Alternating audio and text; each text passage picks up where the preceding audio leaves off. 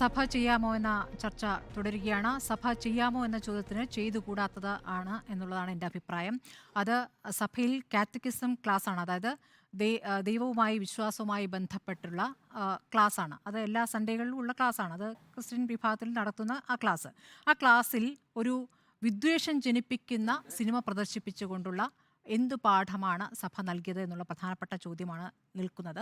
അതിന് ഇന്ന് നമ്മോട് ഇടുക്കി രൂപതയുടെ മീഡിയ കോർഡിനേറ്റർ ഫാദർ ജിൻസ് പ്രതികരിച്ചിരിക്കുന്നത് എല്ലാ വർഷവും നടക്കുന്ന ഇൻറ്റൻസീവ് ട്രെയിനിങ് പ്രോഗ്രാമിൻ്റെ ഭാഗമായിട്ടുള്ള ക്ലാസ്സാണ്. അതിന് ടെക്സ്റ്റ് ബുക്ക് അടക്കമുണ്ട്. അതിൽ ആ ടെക്സ്റ്റ് ബുക്ക് എന്ന് പറയുന്നത് ഈ രാജ്യത്ത് ഇപ്പോൾ നിലവിലില്ല എന്ന് പറയുന്ന ലവ് ജിഹാദിനെ കുറിച്ചാണ് അതിലെ ഒരു ചാപ്റ്റർ.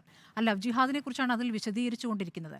അപ്പോൾ എന്താണ് ഈ പഠിപ്പിക്കുന്നത്? ഈ നാട്ടിൽ ഇല്ല എന്ന് പോലീസ് അന്വേഷിക്കുകയും കോടതി കണ്ടെത്തുകയും ചെയ്ത ഒരു സംഭവം ഉണ്ട് എന്ന രീതിയിൽ പഠിപ്പിക്കുകയും പ്രണയക്കുരുക്കിൽപ്പെട്ട് പോകുന്ന പെൺകുട്ടികളെ അതിൽ പെടാതിരിക്കാൻ അവർക്ക് ബോധവൽക്കരണം നൽകുന്നു, ആ കുടുംബങ്ങളെ സംരക്ഷിക്കുന്നു എന്ന രൂപത്തിലാണ് ഇന്ന് ഫാദർ ആ കാര്യം വിശദീകരിച്ചത്. മാത്രമല്ല, ഇത് വളരെ ലാഘവത്തോടു കൂടിയാണ് അദ്ദേഹം പ്രതികരിച്ചത്. OTT പ്ലാറ്റ്ഫോമിലുള്ള സിനിമയാണല്ലോ, ഇത് തിയേറ്ററിൽ പ്രദർശിപ്പിച്ച സിനിമയാണല്ലോ എന്നാണ് അദ്ദേഹം പറയുന്നത്. ബാക്കിയെല്ലാം ഒരു വിവാദം ഉണ്ടാക്കുന്നു എന്ന രൂപത്തിലാണ് അദ്ദേഹം അതിനോട് പ്രതികരിച്ചത്. അപ്പോൾ എന്താണ് ഇക്കാര്യത്തിലുള്ള നിലപാട് എന്നുള്ള കാര്യം വളരെ വ്യക്തമാണ്. ഇത് പരിശോധിച്ചു വരികയാണെങ്കിൽ ഇടുക്കി രൂപതയ്ക്ക് ഇതിനൊരു ചരിത്രമുണ്ട് എന്നുള്ളതാണ് യാഥാർത്ഥ്യം. ഇടുക്കി രൂപത 2015 അന്ന് ഇടുക്കി രൂപതയുടെ അധ്യക്ഷൻ മാർ മാത്യു ആനിക്കുഴിക്കാട്ടിൽ അദ്ദേഹം നടത്തിയ പ്രതികരണം നമുക്കറിയാവുന്നതാണ്. അത് ഇസ്ലാം മതത്തിനെതിരെ മാത്രമല്ല, ഹിന്ദു മതത്തിലെ ഒരു ജാതിക്കെതിരെ കൂടി പറഞ്ഞിരുന്നു. ക്രിസ്ത്യൻ പെൺകുട്ടികളെ ആ രൂപത്തിൽ വിവാഹം കഴിച്ചു കൊണ്ടുപോകുന്നു എന്നുള്ള വലിയ വിമർശനം ഉണ്ടാകുകയും അതിനുശേഷം ഈ മെത്രാൻ്റെ കോലം കത്തിക്കുകയും വലിയ പ്രതിഷേധങ്ങൾ ഉണ്ടാവുകയൊക്കെ ചെയ്തതാണ്. അതിനുശേഷം ഒരു ചർച്ചയിലൂടെയാണ് ആ വിഷയം പരിഹരിച്ചിട്ടുള്ളത്. പിന്നീട് നമ്മൾ കണ്ടത് മാർ ജോസഫ് കല്ലറങ്ങാട്ടിൻ്റെ പാലാ ബിഷപ്പിൻ്റെ പ്രതികരണം നമ്മൾ കണ്ടിട്ടുണ്ട്.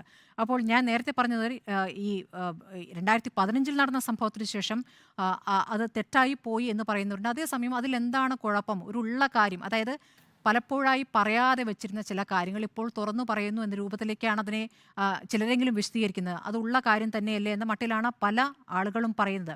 യഥാർത്ഥത്തിൽ ഹിന്ദു വിഭാഗത്തേക്കാൾ ക്രിസ്ത്യൻ വിഭാഗങ്ങൾക്കിടയിൽ ഈ തരത്തിൽ ഒരു ഇസ്ലാമോഫോബിയ വലിയ രൂപത്തിലുണ്ട് എന്നുള്ള കാര്യം, അടിത്തട്ടിലുണ്ടായിരുന്നു എന്നുള്ള കാര്യം വർഷങ്ങളായിട്ടുള്ളൊരു കാര്യമാണത്. അതിൻ്റെ ഒരു തുടർച്ചയായിട്ടാണ് ഈ ലവ് ജിഹാദ് എന്നുള്ള വിഷയം ആവർത്തിച്ച് പറഞ്ഞുകൊണ്ടിരിക്കുന്നത്. ഇതിപ്പോൾ പത്തനംതിട്ട ജില്ലയിൽ 2 പെൺകുട്ടികളെ കാണാതായതുമായി ബന്ധപ്പെട്ടാണ് ഈ ഒരു ടേം, ഈ ആദ്യം പറഞ്ഞത് റോമിയോ ജിഹാദ് എന്നാണ്, പിന്നീട് അത് ലവ് ജിഹാദായി. അത് പിന്നീട് ജസ്റ്റിസ് KT ശങ്കരൻ്റെ ബെഞ്ചിലേക്ക് അതൊരു പരാതിയായി കേസായി വരുന്നു. അദ്ദേഹമാണ് ഇതൊരു ഗൗരവത്തിലുള്ള വിഷയമാണ് എന്നും ഈ ഒരു പരാമർശം വീണ്ടും എടുത്തു പറഞ്ഞുകൊണ്ട് ലവ് ജിഹാദ് അന്വേഷിക്കണം എന്ന് സംസ്ഥാന സർക്കാരിനോട് ആവശ്യപ്പെട്ടു. അങ്ങനെയാണ് അന്നത്തെ DGP ജേക്കബ് പുന്നൂസ് അന്വേഷിക്കുന്നത്. 14 SP-മാരുടെ റിപ്പോർട്ടാണ് വിശദമായ പഠനത്തിന് ശേഷം സമർപ്പിച്ചത് ലവ് ജിഹാദ് ഇല്ല എന്ന്. പിന്നീടും ആ വിഷയം പിന്നെ ഉയർത്തിക്കൊണ്ടുവന്നു. 2012 പരിശോധന നടന്നിട്ടുണ്ട്, 2017 വീണ്ടും അന്വേഷണം നടന്നിട്ടുണ്ട്, ഇല്ല എന്ന് കണ്ടെത്തി. ഏറ്റവും ഒടുവിലാകട്ടെ ഈ ഹാദിയ കേസിലാണല്ലോ വീണ്ടും ലവ് ജിഹാദ് എന്ന വിഷയം ഉയർത്തിക്കൊണ്ടുവന്നത്. അതിലും NIA ആണ് അന്വേഷിച്ചത്.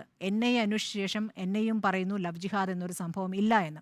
അപ്പോൾ ഒന്നാം മോദി സർക്കാരിൻ്റെ കാലത്ത് അന്നത്തെ കേന്ദ്ര ആഭ്യന്തര സഹമന്ത്രി പാർലമെൻറ്റിലും ഈ വിഷയം പറഞ്ഞതാണ്. മതപരിവർത്തനം എന്നുള്ളത് സംഘടിതമായ രൂപത്തിൽ അങ്ങനെയൊന്നും നടക്കുന്നില്ല എന്ന് പാർലമെൻറ്റിലും അവതരിപ്പിച്ചതാണ്. പക്ഷേ BJP അത് ഒരു വിഷയമാക്കി ഉയർത്തിക്കൊണ്ടുവരുന്നു. യഥാർത്ഥത്തിൽ കേരളത്തിൽ രൂപം കൊണ്ട് കർണാടകയിലേക്ക് പടർന്ന് പിന്നീട് അങ്ങോട്ട് ഉത്തരേന്ത്യയിലേക്ക് പടർന്ന ഒരു കാര്യമാണ് ലവ് ജിഹാദ് എന്നുള്ള വാദം. അപ്പോൾ കോടതികൾ കണ്ടെത്തി എന്ന് പറഞ്ഞിട്ടും വീണ്ടും അതേ വാദം ഉന്നയിക്കുന്നു എന്നുള്ളൊരു പ്രധാനപ്പെട്ട വിഷയം അവിടെ നിൽക്കുകയാണ്. യഥാർത്ഥത്തിൽ ഇപ്പോൾ നമുക്കൊരു പ്രതീക്ഷ വന്നു. ആലഞ്ചേരി പിതാവിന് ശേഷം ഇപ്പോൾ റാഫേൽ തട്ടിൽ വന്നു, തൃശ്ശൂർ രൂപതയുടെ സീറോ മലബാർ സഭയുടെ തൃശ്ശൂർ രൂപതയുടെ അധ്യക്ഷൻ. അദ്ദേഹം വന്ന ശേഷമാണ് ഈ തരത്തിൽ മത ധ്രുവീകരണം ഉണ്ടാകുന്ന പ്രതികരണം പാടില്ല എന്ന ശക്തമായ പ്രതികരണമൊക്കെ നടത്താൻ നോക്കിയത്. കത്തോലിക്ക സഭയ്ക്ക് യഥാർത്ഥത്തിൽ ഇങ്ങനെയൊരു ചരിത്രമുണ്ട് എന്നുള്ളതാണ്. നേരത്തെ തന്നെ ഈ രൂപത്തിൽ മുസ്ലിം വിരോധമുള്ള പ്രതികരണങ്ങൾ നടത്തുകയും അല്ലെങ്കിൽ ഈ സവർണരുമായി ചേർന്നിട്ടുള്ള ഒരു നിലപാടിലേക്ക് കത്തോലിക്ക സഭ സവർണ വിഭാഗമാണ് എന്ന് സ്വയം വിശ്വസിക്കുകയും സവർണ വിഭാഗങ്ങൾക്കിടയിൽ ഒരു ഐക്യത്തിന് ശ്രമിക്കുകയൊക്കെ ചെയ്തിട്ടുണ്ട്. അപ്പോൾ നമ്മൾ വിമോചന സമരത്തിൽ കാലത്തും കണ്ടതാണ് NSSുമായി ചേർന്നിട്ടുള്ള പ്രതിഷേധവും പ്രതികരണവും ഒക്കെ. അപ്പോൾ വലതുപക്ഷ ചേരിക്കൊപ്പം നിൽക്കാനുള്ള ഒരു പ്രവണത അന്നു മുതലേ ഉണ്ട് എന്നുള്ളൊരു യാഥാർത്ഥ്യം അവിടെ നിൽക്കുന്നു. അവിടെയാണ് തൃശ്ശൂർ രൂപത ഇപ്പോൾ മറിച്ചൊരു നിലപാടെടുത്തിരിക്കുന്നത്. പക്ഷേ ഇപ്പോൾ എനിക്ക് തോന്നുന്നത്, ഇപ്പോൾ ഈ ദൂരദർശനിൽ പ്രദർശിപ്പിച്ചപ്പോൾ കണ്ട ആ ഒരു പ്രതിഷേധം ഇന്നിപ്പോൾ ഇടുക്കി രൂപത വിദ്യാർത്ഥികൾക്ക് വേണ്ടി ഈ സിനിമ പ്രദർശിപ്പിച്ചു എന്ന് പറയുമ്പോൾ ആ ഒരു പ്രതിഷേധം രാഷ്ട്രീയ പാർട്ടികൾക്കിടയിൽ നിന്നുണ്ടോ? ഇല്ല. യഥാർത്ഥത്തിലില്ല. അതിപ്പോൾ തിരഞ്ഞെടുപ്പ് മുന്നിൽ കണ്ടുകൊണ്ടായിരിക്കാം. അതിനു മുമ്പായാലും അങ്ങനെയുള്ള സഭയ്ക്കെതിരെ ഈ സഭയ്ക്ക് ഈ ഇസ്ലാം വിരോധമുണ്ട് എന്ന രൂപത്തിൽ, അങ്ങനെ പാടില്ല എന്ന രൂപത്തിൽ വിമർശിക്കാനോ അവരെ തിരുത്താനോ ശ്രമിക്കുന്ന ഒരു ശ്രമം അതിനകത്തുനിന്നുമില്ല, പുറത്ത് രാഷ്ട്രീയ പാർട്ടികളുടെ ഭാഗത്തുനിന്നുമില്ല. ഈ വാദത്തെ ചെറുക്കുന്നത്, അതായത് സിനിമ മോശമാണ് എന്ന് ഇന്ന് CPM സംസ്ഥാന സെക്രട്ടറി ആയാലും പ്രതിപക്ഷ നേതാവായാലും ഈ വിഷയത്തിൽ പ്രതികരിച്ചിട്ടുണ്ട്. പക്ഷേ ഈ സിനിമയ്ക്കെതിരെയാണ് പറയുന്നത്.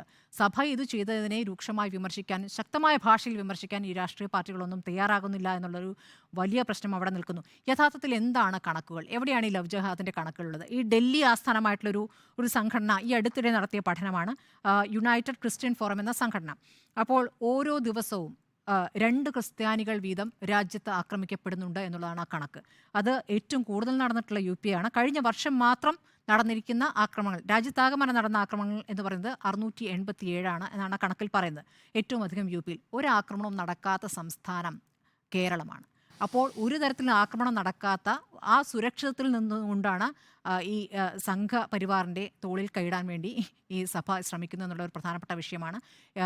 ഒരു കൃത്യമായ കണക്കോ തെളിവുകളോ ഒന്നും ചൂണ്ടിക്കാണിക്കാനില്ലാതെ ചിലർ പ്രണയത്തിൽ മറ്റ് മതവുമായി ബന്ധപ്പെട്ട് ആ രൂപത്തിൽ പോകുന്നുണ്ടാകും. പക്ഷേ അത് വേറെ രൂപത്തിൽ തന്നെ പ്രവർത്തിക്കുന്നു, അവരെ തീവ്രവാദികളാക്കാൻ ശ്രമിക്കുന്നു എന്നുള്ള വലിയ കണക്ക്. ഈ 32,000 എന്ന കണക്കല്ല യഥാർത്ഥത്തിൽ 3 ഉള്ളൂ എന്ന് നമ്മൾ കഴിഞ്ഞ ദിവസം തന്നെ ചർച്ച ചെയ്തതാണ്. അപ്പോൾ അത് ഈ സമയത്തൊക്കെ പ്രദർശിപ്പിക്കുന്ന എന്ത് തരം ഉത്തരവാദിത്തമാണ് സമൂഹത്തോടുള്ളത്, അല്ലെങ്കിൽ സമുദായത്തോടുള്ളത് എന്നുള്ള സഭ ഇരുത്തി ചിന്തിക്കേണ്ടതാണ്. ഈ യഥാർത്ഥത്തിൽ ഇടുക്കി രൂപതയെ തിരുത്താൻ മറ്റ് രൂപതകൾ തയ്യാറാകണം, അല്ലെങ്കിൽ ശക്തമായ പ്രതികരണങ്ങൾ നടത്തണം എന്നുള്ളതാണ് എനിക്ക് പറയാനുള്ള അഭിപ്രായം. ഡോക്ടർ അരുൺ.